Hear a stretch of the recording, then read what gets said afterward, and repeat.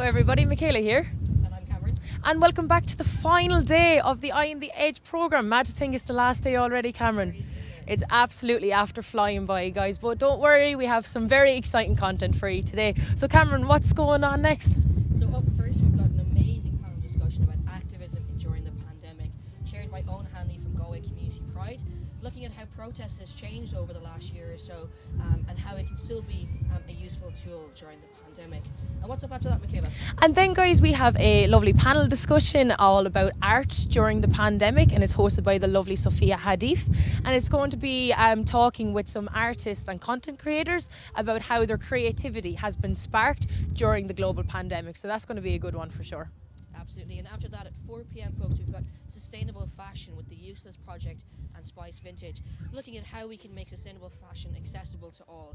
So maybe it's something that you're thinking about getting into, maybe something that you've been thinking about for a long time, but it's definitely not a workshop to be missed. And guys, our own lovely Liz from the Eye on the Edge team will be partaking in that workshop. And also, I think there is a couple of competitions and giveaways within that workshop. There's a €50 Spice Vintage voucher up for grabs, so make sure you tune on in. And also then, guys, we have more comedy for your screens as well with the amazing Steve Bennett. He'll be doing a creative comedy workshop for you guys, all about Irish culture, Irish slang. So tune in and you might find out what we mean when we say what's the crack. Sounds like an event not to be missed, folks. And then at 6 p.m, we've got a really special panel discussion with the lovely Michaela, myself, and Maeve, another member of the Eye on the Edge team, called Underestimated Youth Stories. And so this is looking at the power of storytelling and how our stories and stories of other young people can shape not only Ireland but the future of Europe as well.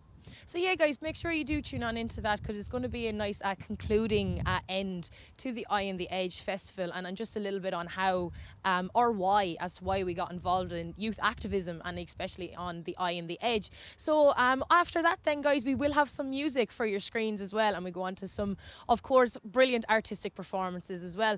But yeah, I think that's kind of all for us for the moment, Cameron. That is all from us. Can't believe that this is the end of our Eye on the Edge festival. It's day 3, so do stick with us. We hope that you've learned a lot over the last 2 days, and we'll learn some more today.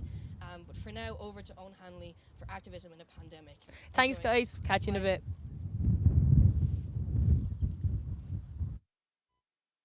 Fáilte everyone to the Eye on the Edge panel discussing activism in a pandemic. I'm Owen Hanley. I am the chair of Galway Pride, and I'm very excited to be a part of this amazing weekend. It's been a fantastic festival so far, and there's a lot of people working behind the scenes to make it look as good as it's looking. So thanks to them.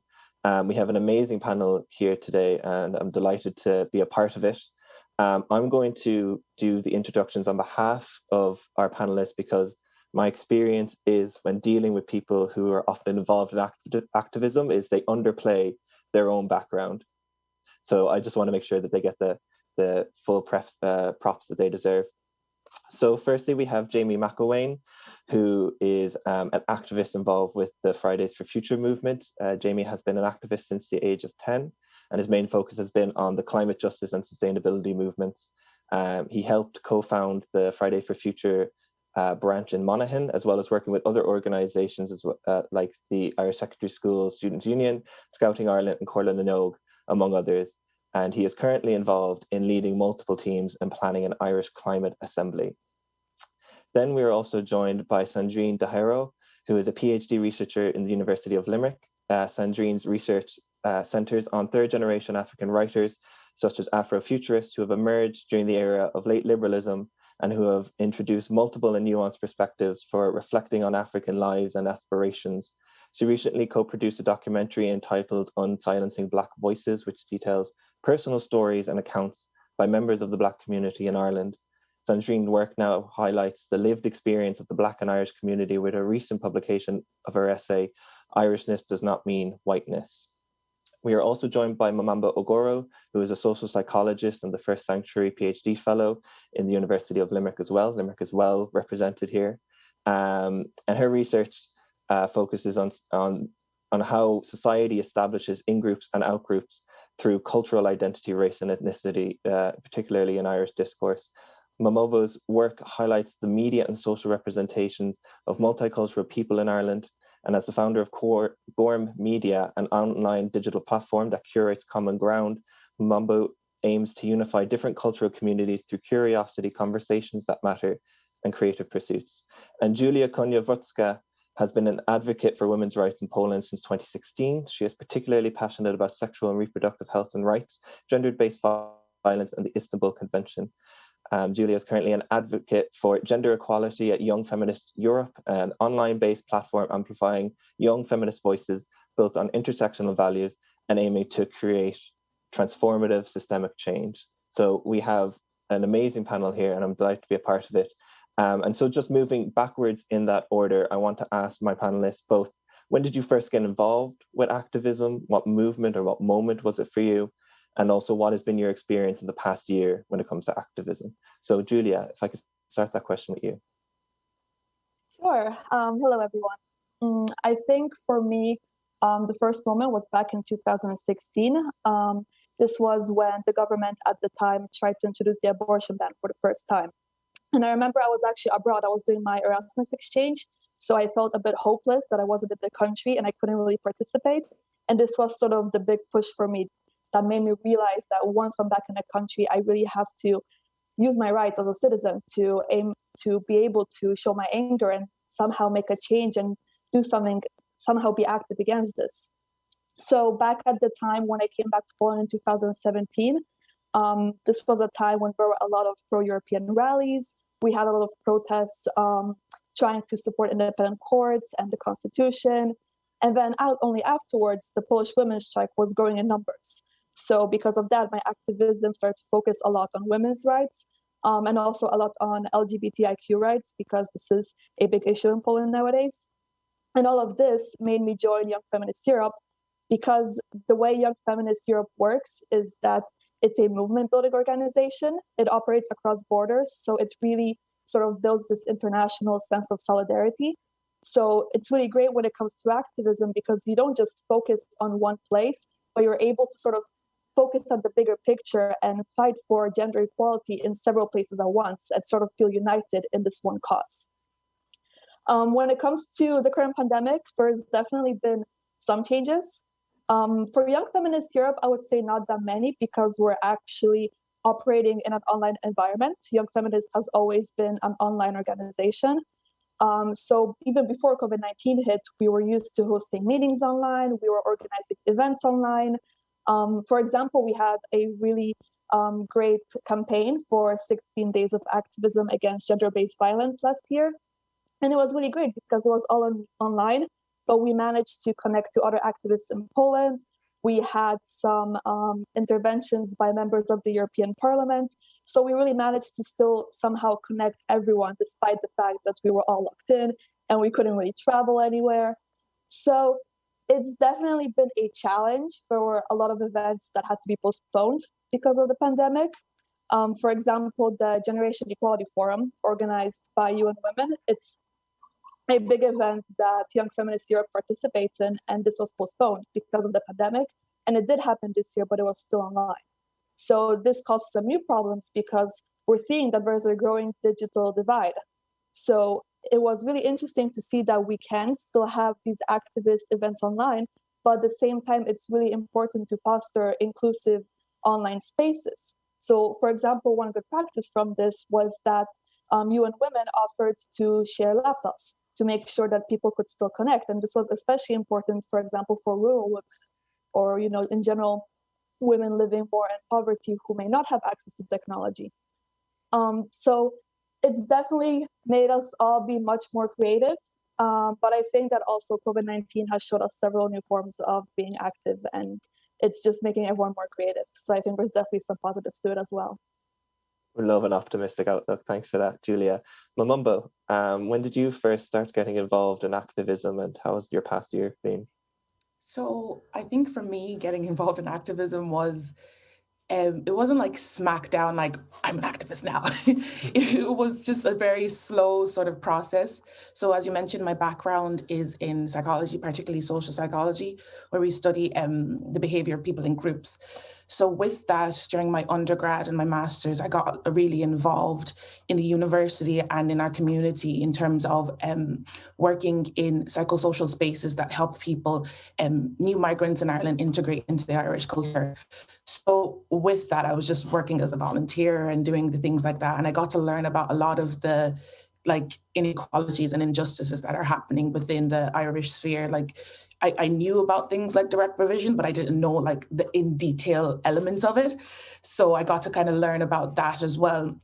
And in doing so, I was offered a PhD in UL with the Sanctuary umbrella, which is a program that facilitates the access to education for people in refugee-like situations. So I work with that program as sort of administrator and coordinator for the program. So in that, it kind of elevated that, because we work with students who come from a very vulnerable background, and it kind of elevated the drive in me to kind of focus more in this sort of area of integration, racism, and the policies that are included in that. So it's only quite recently that I've been calling myself an activist, because in my head, I sort of see it as someone that's oh. So, and then people are telling me you're an activist, and I'm like, what? I'm just someone that wants change. But it's important for us to realize that if you are actively working and you are actually seeking change within your community for any sort of injustice or inequality, you're an activist. So in the past year, the pandemic has been really kind of difficult, I believe, for most people. But in my space, it kind of highlighted, especially with Black Lives Matter movement last year, it kind of brought forward minority voices to another level. So I was one of the voices that were trying to fight for the people. But one thing I really noticed was the conversations, both within the activist circles and outside, were very sort of black and white. Me as a researcher, I'm always looking for new questions. I'm always looking for nuance, always trying to not get the complete truth, but understand that within those truths, there are nuances as well. So I was like, I had this idea in my head for the past couple of years, but I never kind of actually implemented it. But the pandemic was a great opportunity to kind of start that, because we were having new conversations in Ireland regarding race, regarding intersectionality, regarding all the policy surrounding that. And when I was looking on online spaces on Twitter and all those sort of things, they were really black and white. And a lot of people, they were just sitting on both ends of the spectrum, where the actual fact, those are just 5% of the whole conversation. So that's how I decided to create Gorm Media. So it actually started as a web show called Gorm TV, and we've expanded since then. So Gorm Media is a digital platform that curates common ground in social issues that affect Ireland's Gen Z and millennial generations. So this, let's say Gen Z or young millennial generation in Ireland are the most diverse people that call themselves Irish. So I kind of wanted to capture those voices of people of all different backgrounds and all different opinions to garner nuanced conversations in social issues that are happening in Ireland. Because right now, the conversations regarding, let's say, racism, integration policies, legislation all around that, and hate crime and things like that, they're very new. And within young people, the conversations are not dissected in a way that exposes its nuance. So what we did there when we were starting as Gorm TV, I just brought in people that had an opinion, whether it was mainstream or not. I brought in people that had an opinion and wanted to speak about that, so we can get nuance in these conversations. Since then, we have kind of grown our platform, and now we're getting blogs and writers. We're starting a new web video essay series that sort of tackles nuances in different areas.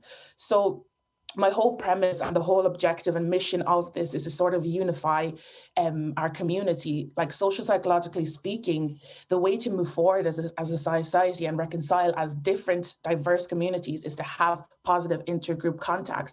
So, but I believe that we are having conversations, but it's within our bubbles, within our echo chambers.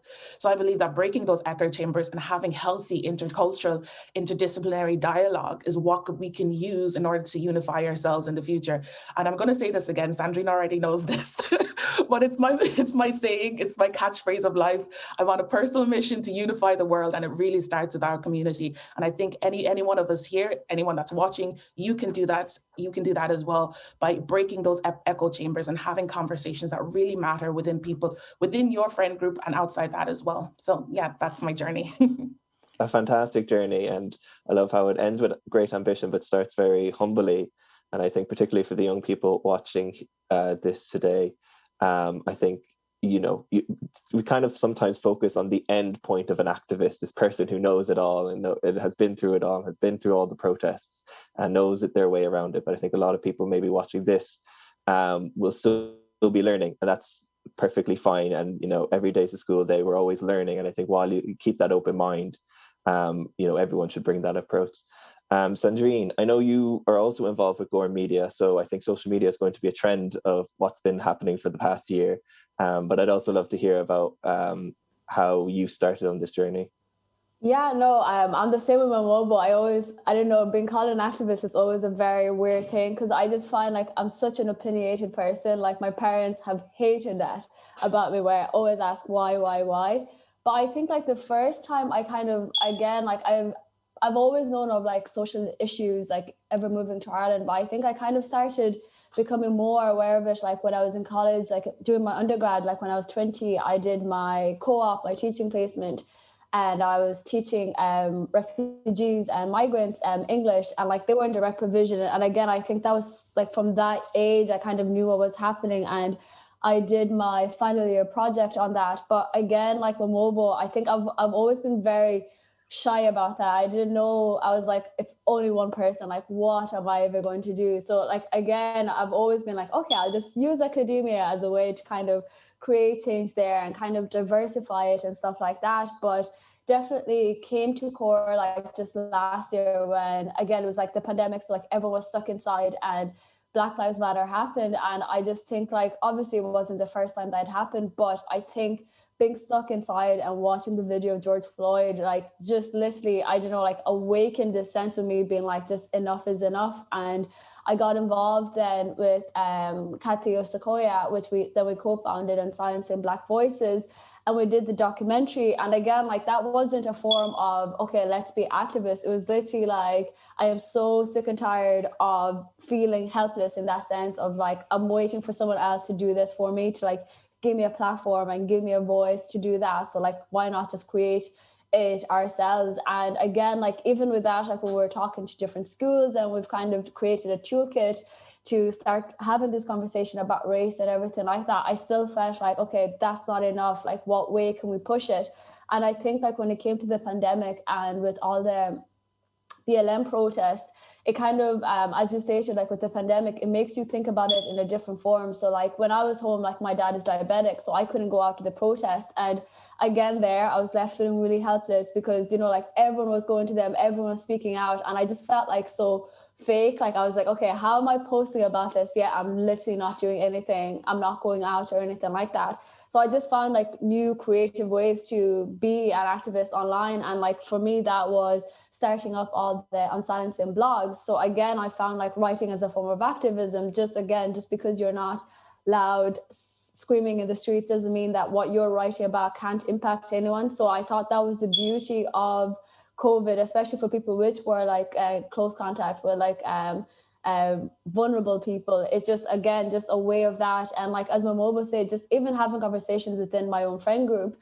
So I did a series on silencing, like about being the only Black friend in all my friend groups. And again, those really awkward conversations about race and kind of trying to delve into that. And after that, like I've literally just, even when it comes to social media, I think like whenever you're talking about any topic, it's literally just me being shady, and people take that and be like, yeah, she's speaking the truth. So like that's why like with activism, I'm always like, no, like I'm just sick of like watching like so and so like benefit from this. Like why not create and foster like minority voices and like give people like a platform, because I always say like being in academia, I can see that it's not always the answer. And like I've seen, like, because I do a lot of research on race and stuff like that, and I've seen like someone who's a mother of like mixed race kids could have like a better understanding of a theory that I'm talking about there. So it's like, why not give them a platform? So for me with activism, I've kind of seen it as a sharing tool and providing.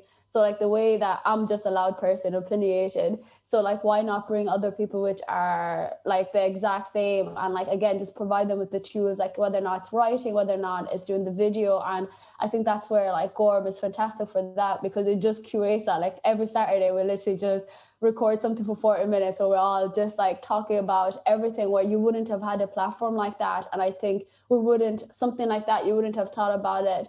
And it kind of fosters that with COVID, because again, you're just stuck inside. So it makes you really start thinking about your own social surroundings. So I think that has been like the upside of COVID, again, just kind of making you think of new creative ways to be in activism, as opposed to like the traditional routes of going to the street protesting and everything like that. There's like, you can do that in your own house. Like you have a conversation with your friend, or like writing a blog, anything like that. That is a form of it, because you are, again, like garnering and changing conversations, and that is activism. So I think like that's the main advice I'd give. Like there's nothing too small that you can do that isn't activism at all. That's great. Yeah, nothing too small is a great message. Jamie, you started when you were 10. I don't know. I wish I was 16 and was actively involved in all the things that you're active in. So what started you getting interested at such a young age? Well, I suppose it was when I was 10, it was in 2015, and it was the year of the marriage referendum. And I remember that, like, coming up to it, I remember I was in 5th class, and we had like kind of a discussion in the class about, marriage referendum. And then I started campaigning for, we kind of split into groups and started campaigning for each of our sides. And I was part of the yes side, and I was campaigning for that. And then we had a vote, and, with all the elections, and we just kind of got a feel for referendums and how they work. And then I suppose from there, I just realized that I like standing up for what I believe in. And it's something that has stuck with me definitely to where I am now. I'm involved in a lot of things at the minute, and it's all stuff that I believe in, and it's stuff that I fight for and where I want to see the change. And then that's kind of the reason I'm here today for Fridays for Future. I've been involved since May 2020, last year, where I helped set up the Monaghan branch. And then, I just continued. It's something I'm passionate about, climate change and sustainability. And we started striking in May 2020 in the Monaghan branch at the end of the first wave. So restrictions are kind of easing, and we thought we might get out and we might be able to, start physically striking like we see in person, but obviously we're not there yet. And then we saw that, we made posters, and we made everything that we would be going out to protests with, and we're just doing them from our bedrooms. Like, we're just sitting here, we're on Zoom, we take a couple of screenshots, and we do a couple of chants, and we post the videos and the photographs on our social media pages. But it really goes to show that we can still continue our activism literally from our bedrooms, from our kitchens. And also, at the same time, I think it lacks influence, because, we miss being out in the streets and chanting and everything, where we actually feel like we're making a difference. It's different being out, in Dublin, speaking to thousands of people on a stage, whereas at the minute we're just sitting here looking to maybe a couple of 100 people on a screen. It's not really the same, but it still feels like we're doing something. Yeah, something we think a lot about in Galway Pride is how do we get our message in front of people who aren't looking for it? Because whether you're a 12-year-old or a 70-year-old, we think about how important it is to be able to see the Pride flag, to be able to see people who look like you, especially when you might not always be around people or those don't have those role models in your life. So I'm wondering, Jamie, where do you think for the Friday for Futures movement, where do you think it goes from here? I know you're involved with the Climate Assembly, but any other thoughts about the future? I think, future is a big word. It means so many things. It's I think for now anyway, we're still online, and we're still striking, and we're still making the difference from our own homes. But I think that in the near future, I'm 16 and soon enough I'll be able to vote. And then we're able to make the change. We're able to vote for the people that we know are going to make the change in our society. And at the same time, just a wee bit after that, we'll be able to actually run for elections ourselves, which means that if we don't think anyone's doing a good enough job, we're going to be the ones to take office and to make the change ourselves. And, I think the people in office at the minute, they do think that we're, not suited for the role. But at the same time, we are their future, whenever they're all leaving office and everything, we're going to be the ones taking over, whether they like it or not. So I think that our future is, for now, we're still stuck in the same position, and we're going to have to keep working and keep fighting for the change and keep working harder. But in the end, I think that we're going to be the ones actually making the direct change ourselves. That's good to hear. Julia, how do you feel the future of the feminist movement is in Europe, and maybe particularly your experiences of reproductive rights struggle in Poland?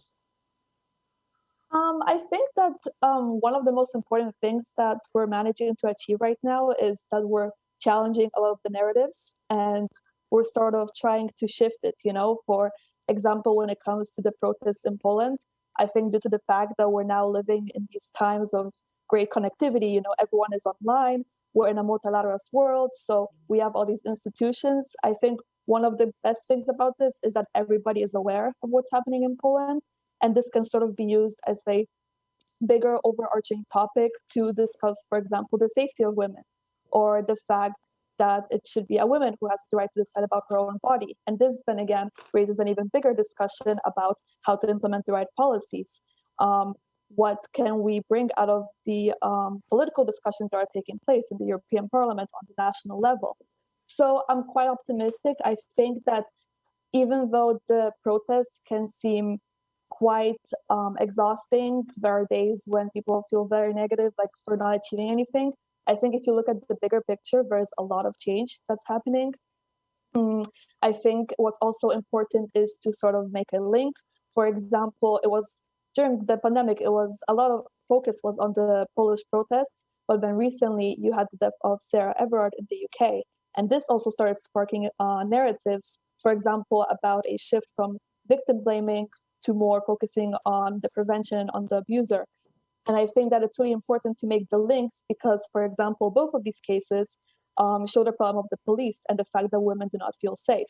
In the case of Sarah's murder, it was the police who was the suspect. And in the case of the Polish protests, a lot of the women are being beaten on the streets and they don't feel safe with the police because it's the police who's acting as the victim. And I think that this really just creates a international network, an international sense of solidarity, and this brings the discussions to the international level. And because of this, we're sort of able to learn from each other, and we know what change needs to happen, and we have a sense of support. So we know that even if we do feel sometimes like we're alone, we know that we have the support, and we are going to make change one step at a time.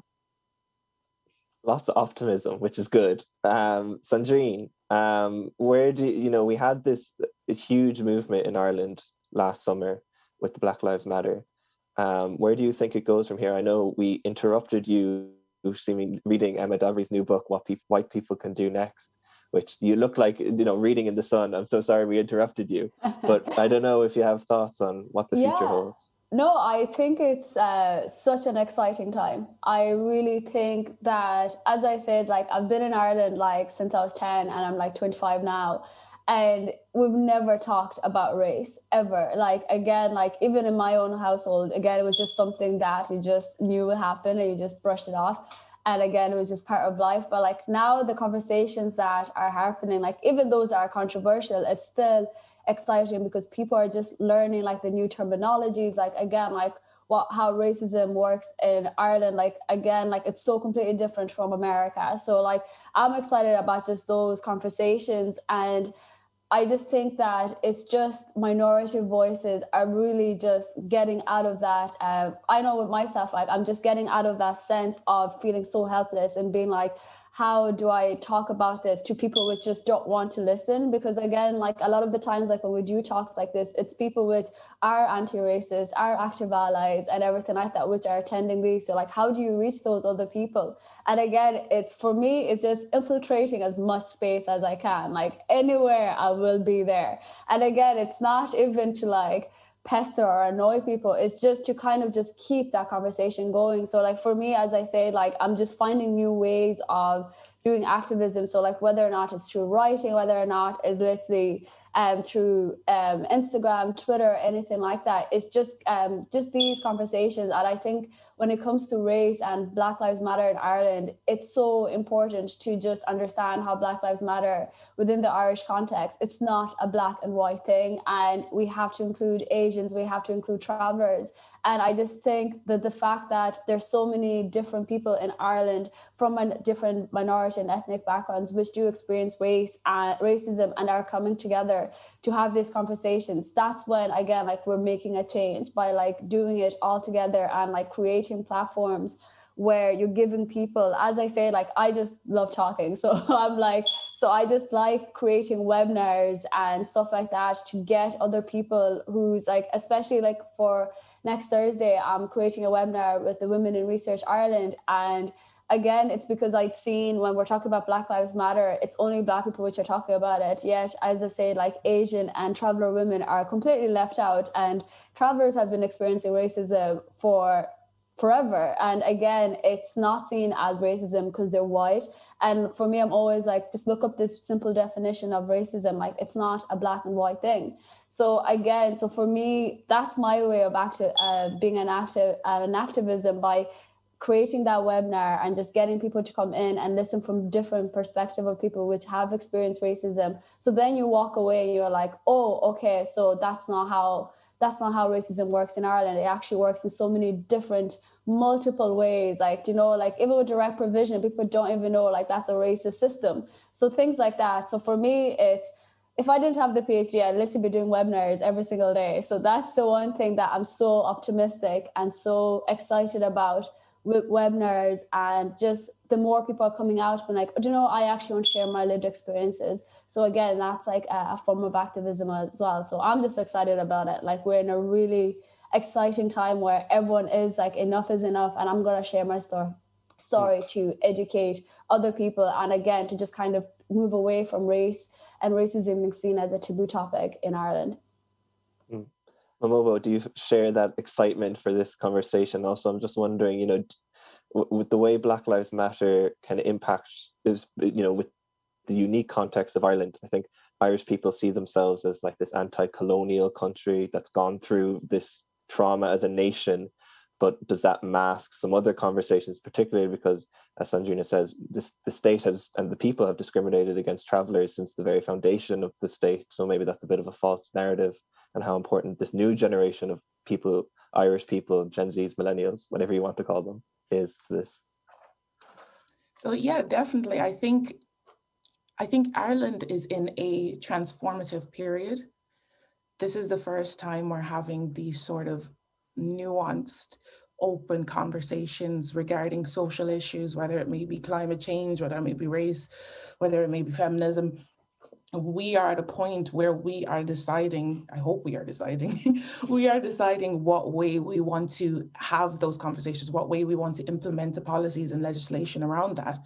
So I think what we can do as the younger voice, we can steer those conversations, and we can either, one, follow other countries in the way they deal with these situations, or we can create one of our own that is of, let's say, a unified voice between different communities.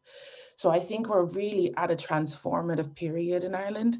And with that, I hope that we can do so, creating the systems around that portrays all the different voices and the diverse voices that we do have in Ireland. And that's one thing that I'm trying to do personally with Gore Media, is to capture those voices and capture the nuances around those stories as well. And I believe you're talking about, Owen, like how can we get this information to the people that like don't see in their everyday life. And that's one thing I really want to channel. I've coined it, I'm going to patent it, the word edutainment. So I want to capture these conversations in an educational and entertaining way so people that don't see in their everyday lives can see it and not feel, because a lot of times when we're having these conversations, the people at the opposite end, they may feel like attacked, if you get what I mean, or defensive, or that defense mechanism comes out. But if it's kind of like channeled in a sort of edutainment way, we can kind of lower that defense mechanism and actually make them curious and actually make them think. So I think things like in the creative world, let's say arts, let's say film, let's say dance, these are kind of things that make people, and you can put activism and all of that, these are kind of things that make people be more curious rather than defensive. So that's one way where I'm really trying to get these sort of things, these conversations to the world, or to the laps of people that don't see in their everyday life, people that are in those privileged positions that they can afford not to see it. So it's really that, like, I'm always a critique of like the academic world in general, because I believe, and that's another reason why I started Gore Media, but the information that we have is so rich and so knowledgeable, but sometimes it kind of stays in those bubbles of academia and really posh language and really high class people. So I was like, no, we need to, especially in my field of research, which involves people, we need to disseminate that knowledge and bring it into a way that they can understand it, they can be curious about it, they can ask questions, because a lot of times, particularly with race issues, people want to be allies, people want to talk about them, but they feel like, oh my God, I'm just going to be attacked, I'm going to be, people are going to go after me, I'm going to be cancelled. So we need to create spaces where the everyday person can ask questions that they may not have the right terminology, but put it in a safe space where they can actually grow in their knowledge, be educated. And I believe having that sort of edutainment formats can kind of create those spaces in which people can be curious and how they can establish a new sort of sense of how the world, or particularly Ireland, is going to go. So I believe we can form that, I hope to God, that we can form that sort of unified society that I believe that we can see in the future. And that actually answers one of the questions a bit that has been asked about breaking these echo chambers. We have somebody who wrote in that says they come from a rural working class pro-Brexit area in England and has moved to Europe and just doesn't understand how to work with people who may not be inherently as open to these conversations. And I'm wondering, Momobo, do you think protest in this nature is essential, that we have to consider protest a vital part of this to reach people that we don't normally reach? I think since COVID, we've seen Black Lives Matter movement, we've seen feminist movement in Poland or in Ireland here around the Sarah Everett death. So is protest essential? Do we have to protest? I think, as we were saying previously, there are many different ways of being an activist, and protest is definitely one of them. And it's definitely a loud way that we can actually create change, particularly with people who are upper in society, like the legislators, the policymakers, the Gardaí, and all those kind of people. But I think another way, particularly when it comes to gauging people that are in the fringes of society, that don't really see that, and they're not like powerful politicians and things like that. I think when it comes to gauging those sort of people, I believe, I'm going to say a silent form of activism would be a better approach, rather than creating that sort of defense mechanism with people that are walking by, passers-by. I think having those sort of call-in mechanisms in terms of like showing them a video that you found entertaining, inviting them to a webinar that you think they would, a webinar like this, like that you think they would gain some knowledge in, showing them some Instagram pages that educate in terms of anti-racism in Ireland. I think those ways are ways that we can actually call in people and create those safe spaces for them, particularly in your inner circles and your friends and family, work colleagues and things like that. Because if it's just like barging, for lack of a better term, barging and protesting, it may rise those sentiments of defensiveness and just like not wanting to listen and not wanting to hear what the people are actually saying. Whereas if you call them into a space, give them safer avenues that they can they can ask those sort of questions that they're really uncomfortable asking, like someone, for example, in a protest.